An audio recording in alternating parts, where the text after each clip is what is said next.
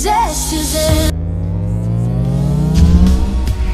where resilience begins, not fixing the cracks. Hello everyone, and welcome to Zest is Zen with me, Shel Marie, the podcast that'll take you on a journey from the hustle to the harmony, fueling your passion whilst finding your peace.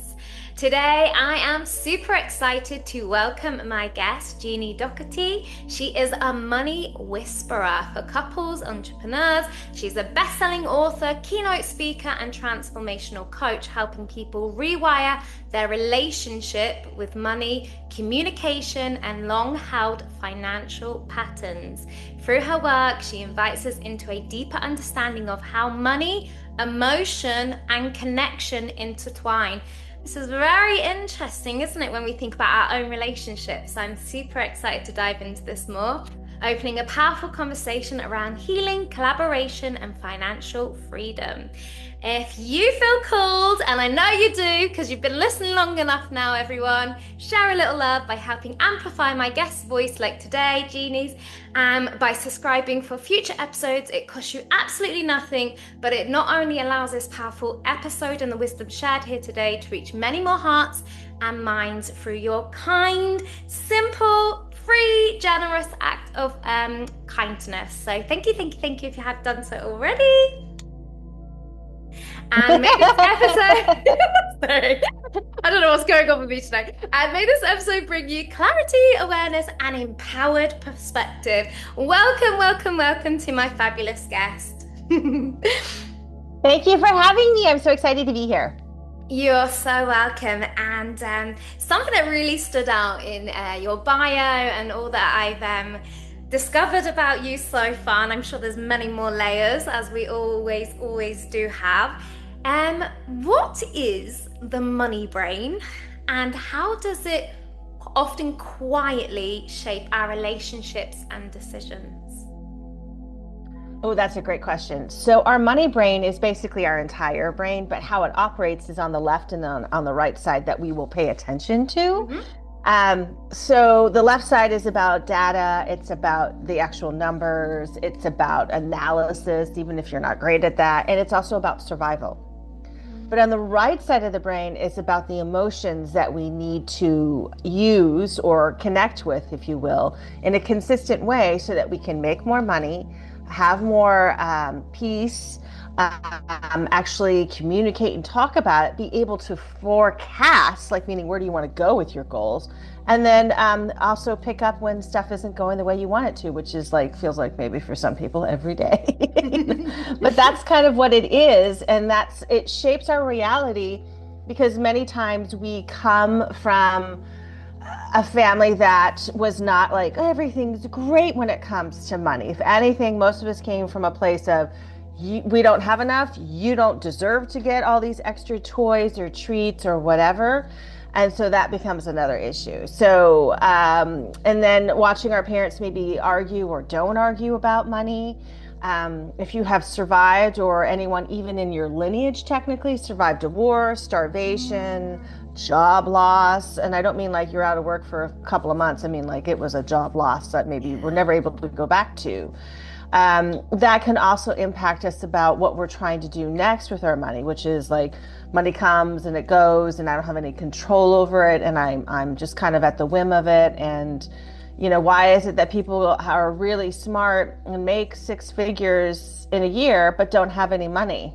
Why is it that there's people out there that don't have a lot of, say, cash flow, but they have a lot of assets, and they seem to be moving along?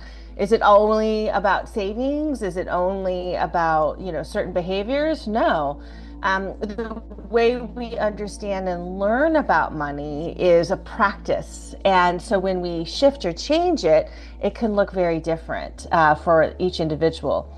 One of the things that I'm always excited about is to uncover people's money psychology, because even if you study, let's say Oprah, or you study Reese Witherspoon, and I'm picking some very famous women who are, have done well for themselves in their work, or like Warren Buffett's a common one. I could go on and on and on about, people who've written books, and go follow them. the way they handle money and the way they make financial decisions may be counterintuitive to how you would do it. And that's not necessarily a bad thing, but that's why when people try to show you this is how you make money, it doesn't seem to maybe last for you. And this is another problem with couples because they don't know how to talk about it if they're on different ends of the spectrum. Thank you so much. Wow, so much shared there, and so much I want to ask you. And that was actually what you just finished with. Was one of the key things that really stood out to me about your work, which is couples relationship. Because often I've had a lot of kind of podcasts about us and our relationship with money, etc., etc., etc. But we need to be realistic when we're in a relationship and when we have, money rotating, particularly where, as we know, the people we are around are huge influences on us, whether they're positive or negative, whether we like it or not. So yeah, you're in a couple, and like what you so beautifully said, and you're uncomfortable speaking about money, or you're speaking about in a certain way, particularly when we think about, which you also so beautifully highlighted, about generational. We don't ever know what these little minds are hearing or what they're not hearing, and then what assumptions they're making. So I'd just love to dive into that a little bit more about how people can feel more confident. And I know, again, this isn't just, listen to this podcast and then you're going to know the answer. I know this is something we actively need to take control of ourselves. But yeah, how do we get to that point where we're kind of on the same page? So when I work with my couples, a lot of times there's a big decision that needs to be made and they're having trouble doing it. So it's not a question necessarily of having kids, although that's sometimes a financial question that I get.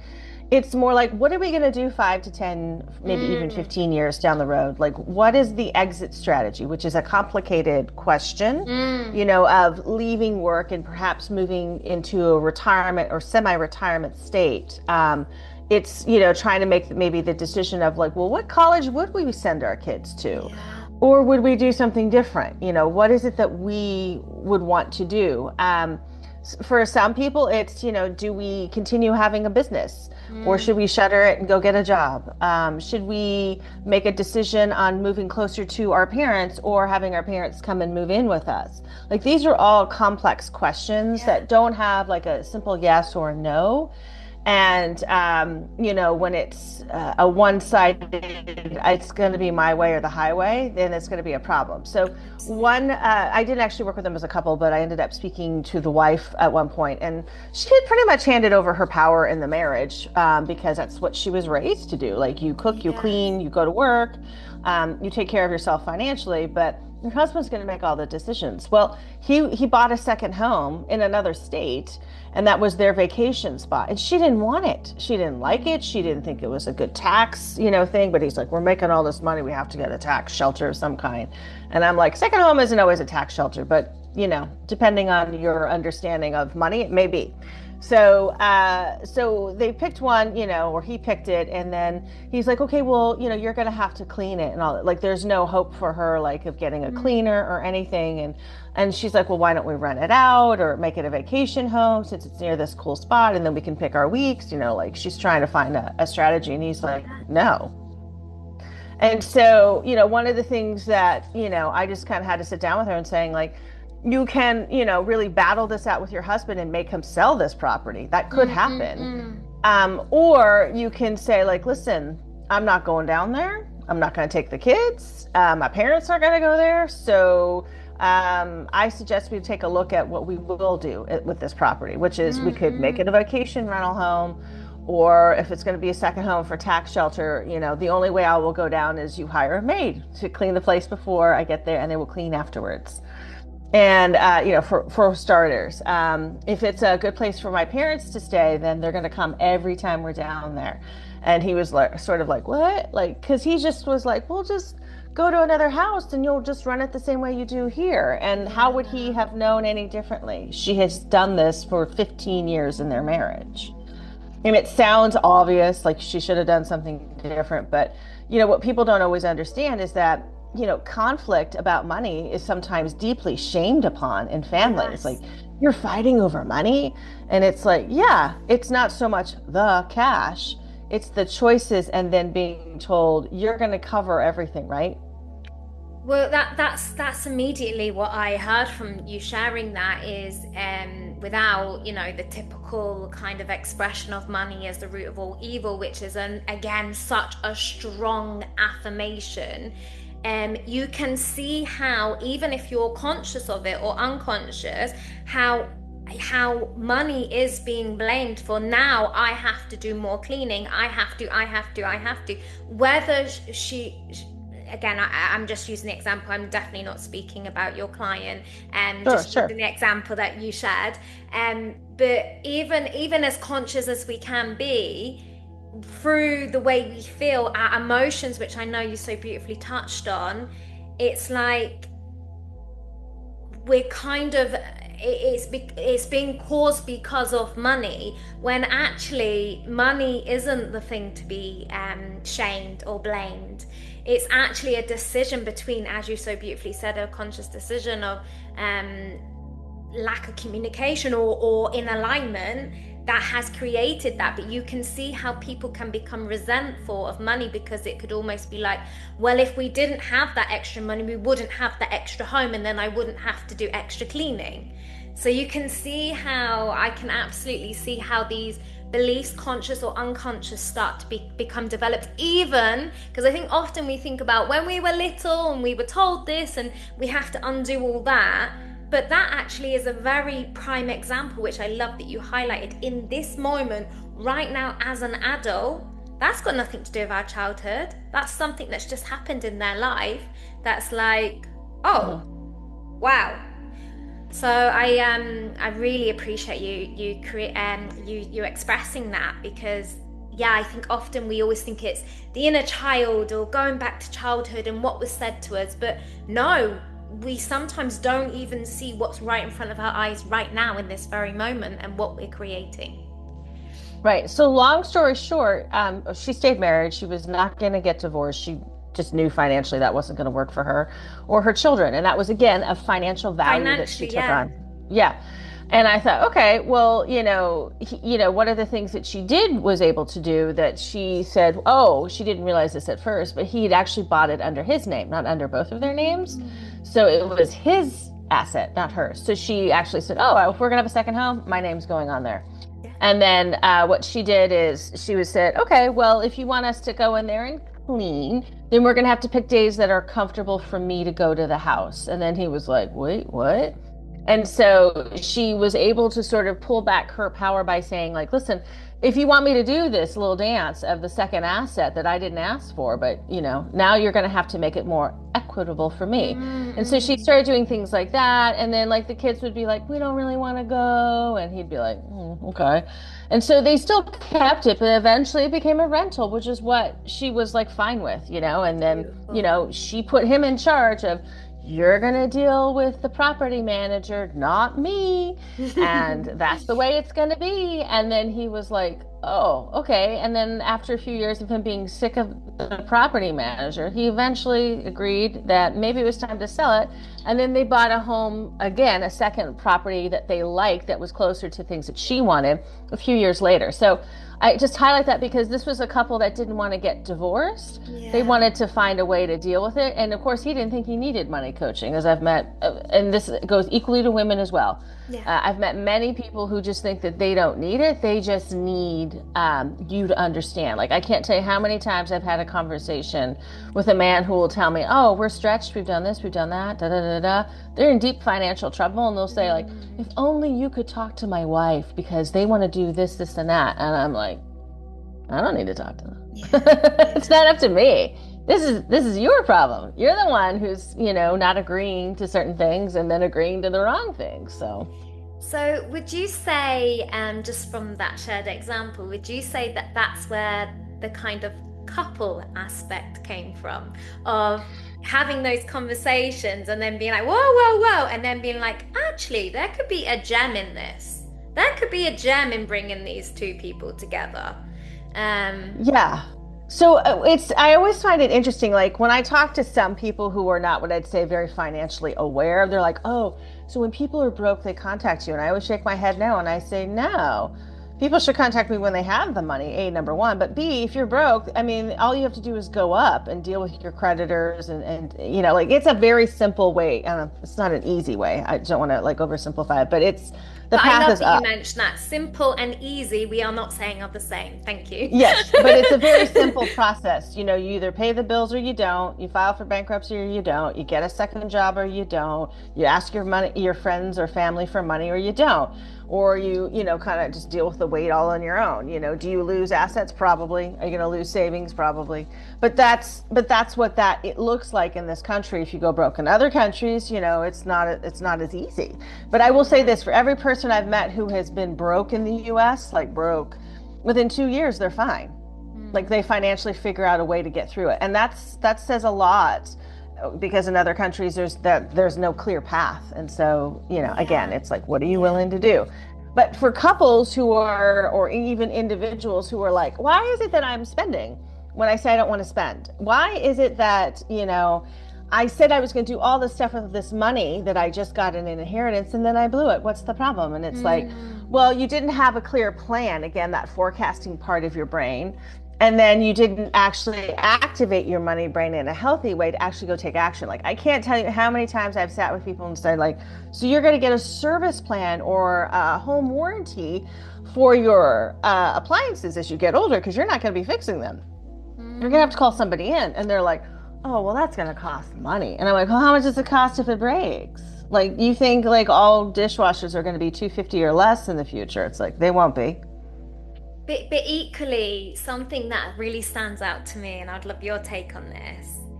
Why are we compromising our health, our energy, our time for an investment in the future that's going to actually not only support us, but also empower us? So it's a lot about value, like how do you value yourself? And then these are a lot of times family values of, you should have figured this out on your own. You should know better, and how to do this. And then it gets down to, I was told to go the cheapest way possible in my life. And, but the start of that, sorry to interrupt you, Jeannie, but you went, okay. I was told. This is another thing. I was told. Okay, but did you want to do it? So sorry. But then they embodied that they were told that was the best way forward, is to spend the least amount of time and money, if you will, on themselves. And it's like, well, I agree with you. Vanity doesn't look pretty. Like nobody really likes that excessive, like I have to buy 500 products to figure out which one I want. That's not cool either. That's a little excessive, right? But, you're thinking like, if you are a homeowner, did anyone tell you what you're really responsible for? And that, I think, is where it gets lost. It's like, you are responsible to make sure all of these appliances will be working. I mean, yeah, you can go without a dishwasher, but you can't go without heat or air conditioning really anywhere in the modern world. Like our homes are just not designed for that. You can't go without clean water. Sorry. You're going to need electric or gas, depending, or wood, like if you're really out in a remote area, wood burning stove or something. You're going to need a way to keep yourself going. And it isn't just like, I'll just chop down this tree here and I'll be fine. Like you have to plan, because that's how people stay alive and stay healthy and stay well. And that, I think, it gets into a lot of other emotions about, am I worthy? Can I really do this? I don't know if I have enough energy. Can I just put this off? And because procrastinating and avoiding is a very common thing that people do in their home life. They're like, I only have energy to go to work. And it's like, whoa, whoa, whoa, you are a homeowner. Agreed. It's more than just paying the mortgage on automatic. It is actually doing this. And they're like, oh, you mean I have to prepare and plan for appliances? Yes. And the driveway and the backyard and, what's going on with your roof? Because I've met people who wait like an extra, 5 years on the roof. Bad choice. There's rot now. Now you got to go fix that. I would love your take on this because there's actually two really big things I want to ask you, but I'll ask you the first one that I was going to ask you second, just because of what you just expressed now. But Also, just from you talking about the brain and whether this is something, but I feel like it is that you also value and probably speak a lot to your clients about with the power of words and affirmations, is equally, I think we should always be like, you express so much, which is so understandable, and yes, you know, things are naturally not going to go on and on and on forever. Equally, I think the story and the narrative we add to that, of the reason why we are making the financial or whatever choices we're making, I think as much as possible need to come from an empowered perspective, because I also believe that if we are saving, you know, that typical saving for a rainy day, or saving because the roof will break, no, just in case, I then get to ensure that my house is still of high quality. And I think the reframe of the reason why, it's ultimately the same action, but I think we should also be very conscious of the energy and the reason behind why we are doing what we are doing, because essentially we can attract that otherwise, I think, into our life. Yes. Yeah. I hear you on that, and I really appreciate what you're saying. It's like, you know, how do we live a more valuable and important, but also tuned in kind of life? Like, you know, it's sometimes when I talk to people about their money, it's like they've been living in a world that doesn't exist. But you know, if you tell them that, like, you're living in a world that doesn't exist, you know, or like, just tell my wife this. It's like, no. You know, either somebody's been making enormous amount of sacrifices, and they're finally at a point in the marriage or in the relationship, they're like, I want what I want. And it's not grounded in reality. And that's a good reason to actually have an argument. Okay, why is it that you want what you want? Why have you been doing everything for them? And how quickly would you like to financially get to a place that you could do something that you want? And then they're like, oh, because I thought it was this way or the highway. Like, there's no other way to do it. It's like, no, there's another way to do this.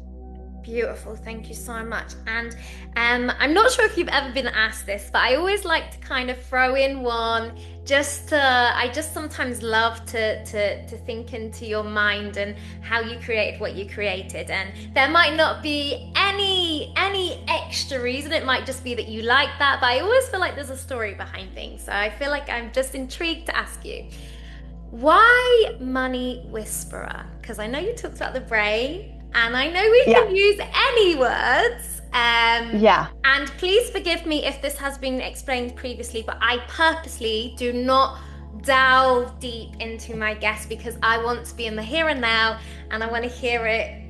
Love it. Yes. So I don't know. I just feel like my clients call me that.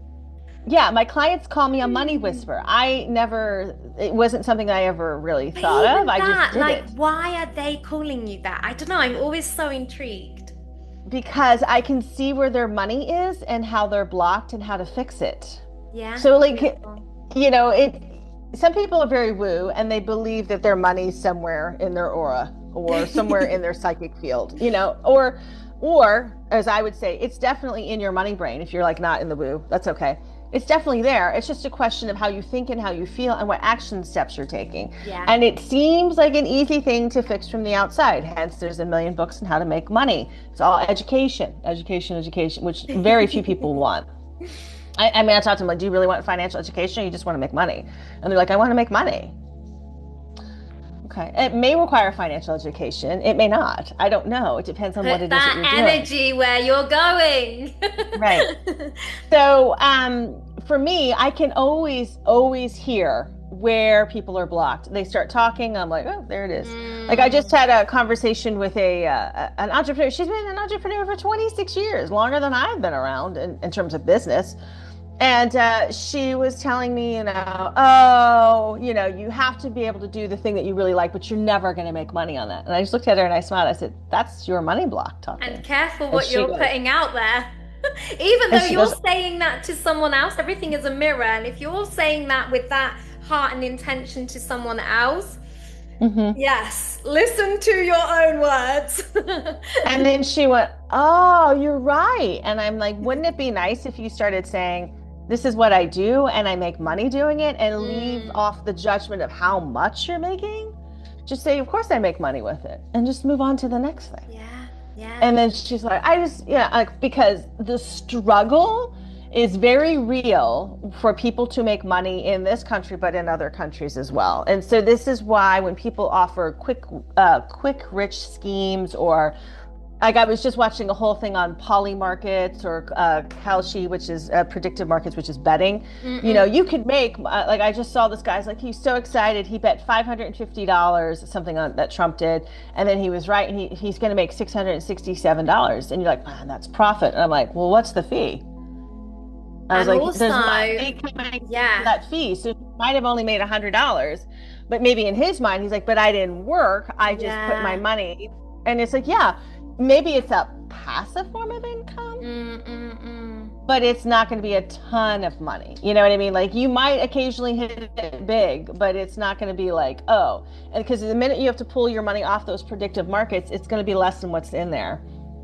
and I think it's gambling, by the way. Yeah, and I think touching on what you just so beautifully expressed about the learning, okay, and the, you know, putting your attention into what your intention is. I'm a big believer of this, because how many times, and not to say about the same stories, but how many times do people win the lottery, but they haven't, their container, it's like this money has just fallen into their life, and their container is like, and their nervous system and their body is like, okay, in the moment, wow, but then they're like, oh, but what, people start asking for me for money, what about, because they haven't actually prepared themselves mentally and their body physically in order to receive it. And you said this so beautifully earlier of about, and correct me if I didn't hear it right, but I think I heard you say, how, okay, you're wanting to call in, I know you didn't say it like this, but call in, say that money, but what, why, what are you using it for? Because that's equally the same thing, you know, they get these millions, these billions sometimes, and then, you know, within a year, sometimes they say it's gone, because actually all of a sudden they've got this money and they're just kind of using it whatever way it is. But I believe money still is energy, and if they're purchasing but not in a way that's sustainable, or in a way that's through fear of like, I'm going to use all this now because I'm going to enjoy it, because otherwise people will want it, then you're naturally getting rid of it. You're saying this is too scary to have, and okay, you can have some fun with it, but it's not sustainable. So we always have to think first, when we're putting out that intention to bring in particularly a large amount of money, why?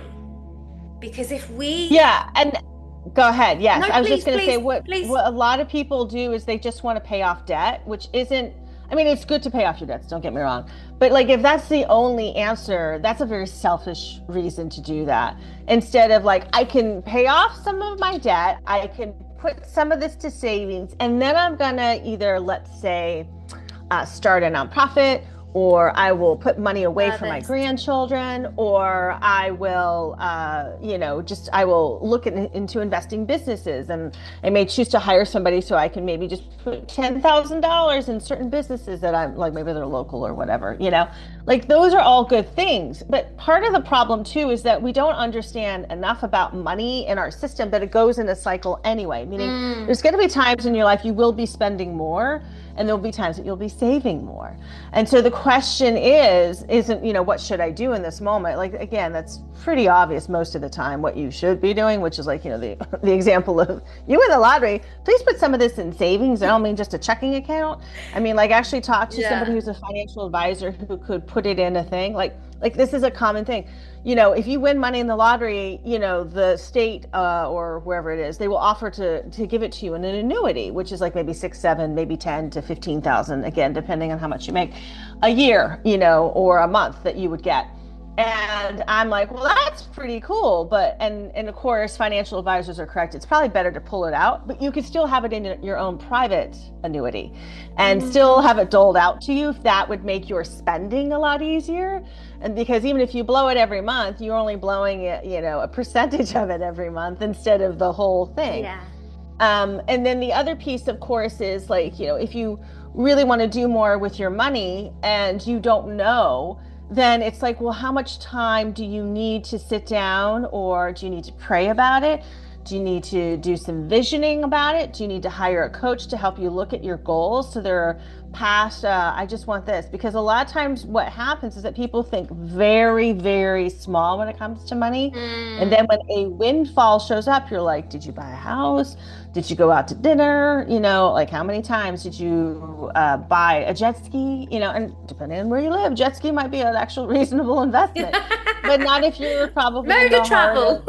In the heart of, I don't know, Oklahoma, and there's no lakes or rivers nearby. It's like, well, you're probably gonna have to travel to use that jet ski, but unless you were planning to use it in your bathtub, I don't think it's gonna work. But that's my point. Like, what is it that You you're become a spending huge money on? bathtub. Massive. We can do it with our jet ski. Oh, awesome. Just to spend a little more. But all joking aside, you've really shared so many powerful points here. And equally, I want to be conscious of your time, but also I just want to kind of give the mic over to you now. And if there's anything else coming up, or anything you feel like you want to share with the listeners, feel free, it's your time. All your details and everything will be in the description so people can reach out to you. But feel free to share anything that you believe that you'd still like to share. Well, one of the things that I'm going to be doing is I am going to be starting my own money podcast, but it's for couples. Because one of the things that I've noticed is that couples are looking for good information on how to talk about their money, but they're also not even sure about the decision making. Like, what are the first steps? And I thought, again, it's not education that people want. People want stories. Yes. And so starting a podcast is sort of a way to do that. So obviously, the information will be in the deets and all that other good stuff. It'll be on YouTube, so that's easy to get a hold of. I'm going to start on one platform. I've been doing all my research, but that's me. But the other piece, of course, is, I love talking to couples, and I'm also offering a free hour of money coaching for a couple that's willing to be a guest on the podcast. And why is that? Because a lot of times you just don't think about things. You think you know, but you don't know. Absolutely. Think you know, but you don't know. Amazing. And please make sure that when you launch that you reach out, so I can put everything in the details so that people can contact you. And I wish you an abundance of success with that. And I'm excited to see that as well. And if you are a couple now listening, reach out. This is an opportunity that you need to grab. And just finally, it doesn't have to be anything that we've just already talked about. If there was something somebody listening right now would really benefit from hearing, what would you tell them off the top of your head? Well, what I would say is that money is one of the easiest things to fix in our lives, and it's because we invented it. I mean, this whole thing of currency and money and what has value and who makes what, that's all a human construct. It's not a shameful thing you just never learned how to do. It's something that you haven't been shown like how to do it, if you will, more for the right side of the brain instead of worry and fear and self-defeat and doubt. Like, that's all the left side of the brain. So the whole point is to rewire to get to more of the right side brain, so you can look at your numbers without freaking out or making poor decisions like, let's go buy a home and we'll be out of it in 18 months anyway. So great. Beautiful. Beautiful. Thank you so much. You've been an incredible guest, and I wish you an abundance of success in all that you do. And really, thank you so much. Oh, thank you. Thank you. It's the magic that Zest is in.